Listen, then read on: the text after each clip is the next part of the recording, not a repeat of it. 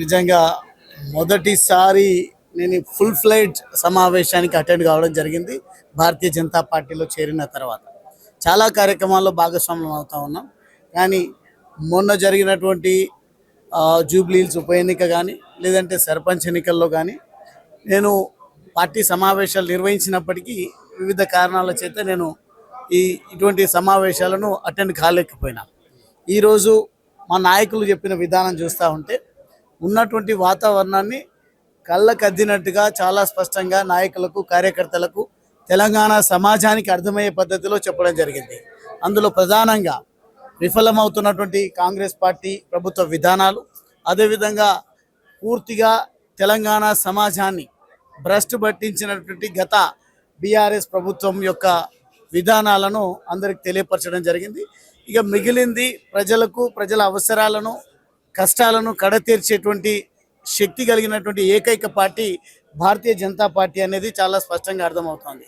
అది మొన్న జరిగినటువంటి కేరళ కార్పొరేషన్ ఎన్నికలు కానీ లేదంటే ఈ నిన్ననే వచ్చిన ఫలితాలు మహారాష్ట్ర మున్సిపల్ కార్పొరేషన్ ఎన్నికలు కానీ ఏ ఎన్నిక చూసినా భారతీయ జనతా పార్టీ వైపే భారత సమాజం చూడడానికి ఏకైక కారణం అవినీతి రహిత ప్రభుత్వాన్ని పాలనను అందించేటువంటి ఏకైక పార్టీ భారతీయ జనతా పార్టీ. నరేంద్ర మోడీ గారి నాయకత్వంలో వికసిత్ భారత్ అనే నినాదం ఏదైతే ఉందో ఇది పూర్తి స్థాయిలో అమలవుతూ ముందుకు పోతా ఉంది.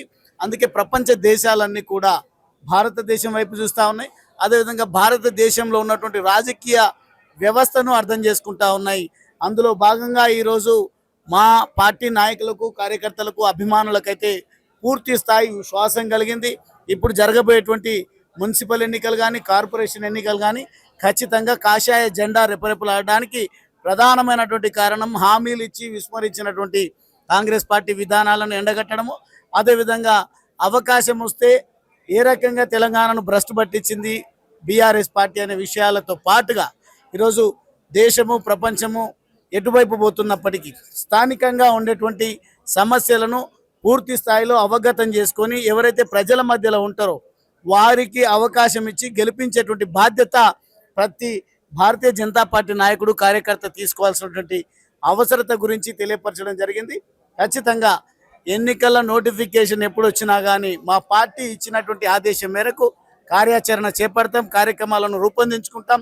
ఖచ్చితంగా భారతీయ జనతా పార్టీ మున్సిపల్ ఎన్నికల్లో కార్పొరేషన్ ఎన్నికల్లో విజయ డంకా మోగించి ప్రత్యామ్నాయ పార్టీగా మేము అవతరిస్తామనేది మాత్రం నాకు విశ్వాసం కలిగింది. ఖచ్చితంగా ఈ పార్టీ ఆదేశాల మేరకు ఈ ఎన్నికల్లో ఖచ్చితంగా ఒళ్ళొంచి పనిచేయడం కోసం నిబద్ధతతో పనిచేయడం కోసం నిబద్ధత కలిగినటువంటి నాయకులను కార్యకర్తలను లీడర్లుగా తీర్చిదిద్దడం కోసం మా వంతుగా ప్రయత్నం చేస్తామని ఈ సందర్భంగా తెలియజేస్తాం.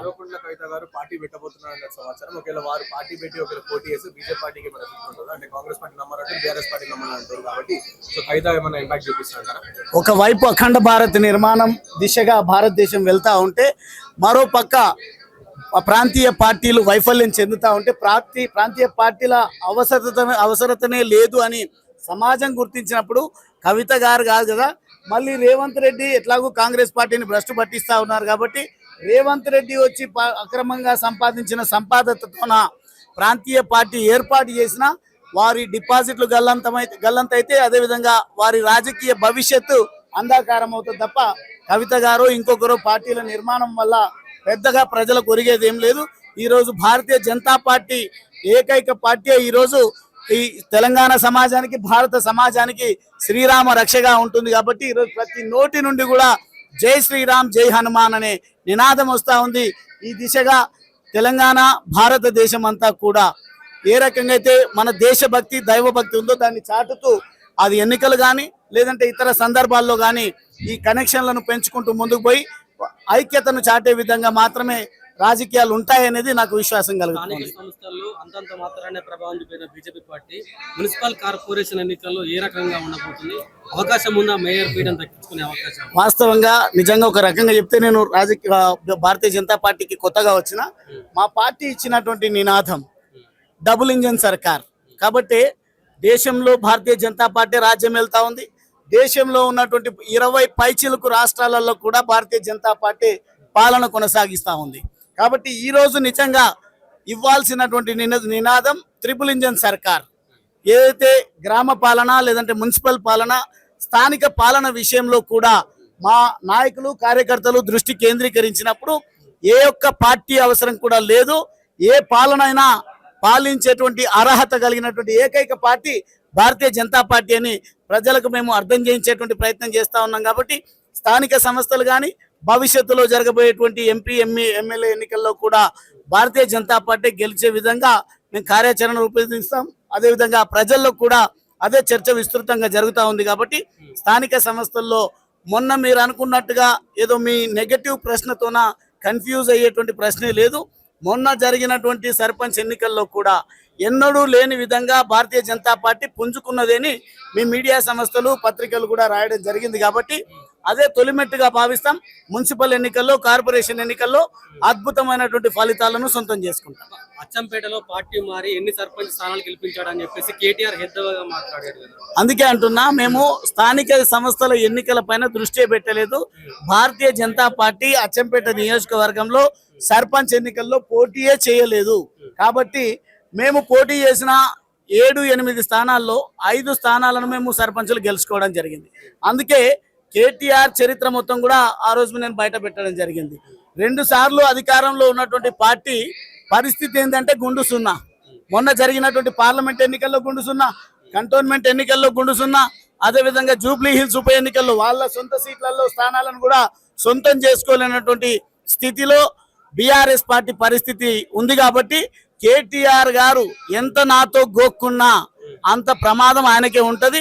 వాళ్ళ చరిత్ర నాకు బాగా దగ్గర నుంచి చూసిన వారు ఏ రకంగా ఎన్నికల పాయింట్ ఆఫ్ వ్యూలోనే మాటలు మాట్లాడతారు, ఎన్నికల పాయింట్ ఆఫ్ వ్యూలోనే ఇతరులను నిందిస్తారు, తక్కువ చేసి మాట్లాడతారు నాకు తెలుసు. కాబట్టి ఏ రోజు కేటీఆర్ మాట్లాడినా, కేటీఆర్ భజన పరులు మాట్లాడినా కానీ వదిలిపెట్టే ముచ్చటే లేదు. ఇప్పుడు జరగబోయేటువంటి మున్సిపల్ ఎన్నికల్లో పార్టీ సింబల్ తో జరిగేటువంటి ఎన్నికల్లో భారతీయ జనతా పార్టీ అద్భుతమైనటువంటి విజయాలను చేజిక్కించుకుంటుందని తెలియజేస్తాం. పార్టీ మారిన పంచలి గువ్వల బాలరాజు గారిని టార్గెట్ చేసుకుని బీఆర్ఎస్ వాళ్ళు మరియు కాంగ్రెస్ వాళ్ళు పెద్ద ఎత్తున విమర్శలు చేస్తున్నారు. ఈ విమర్శలకు సమాధానం ఏంటి అసలు? ఈరోజు ధర్మం వైపు వచ్చినాను కాబట్టి, సెక్యులరిజం పేరిట వ్యవస్థను భ్రష్టు పట్టిస్తున్నారు కాబట్టి, నిజమైనటువంటి హిందూ సమాజానికి దెబ్బ తగులుతా ఉంది. కాబట్టి మొన్న జరిగినటువంటి పురాణాపూల్ మైసమ్మ దేవాలయంలో కూడా హిందూ దేవాలయాల పైన దాడులు జరుగుతూ ఉన్నాయి. కాబట్టి నేను పుట్టిందే హిందూ కుటుంబంలో, కాబట్టి నా సంస్కృతి సాంప్రదాయాన్ని పరిరక్షిస్తున్నటువంటి ఏకైక పార్టీ భారతీయ జనతా పార్టీ అని నేను నమ్మిపోతున్నటువంటి ఈ సందర్భంలో కావాలని నా పైన అటాక్ చేసే ప్రయత్నం, నా పైన విమర్శలు చేసే ప్రయత్నం చేస్తున్నారంటేనే గువ్వల బాలరాజ్ అంటేనే వాళ్ళకు గుండె దడ అంటుంది.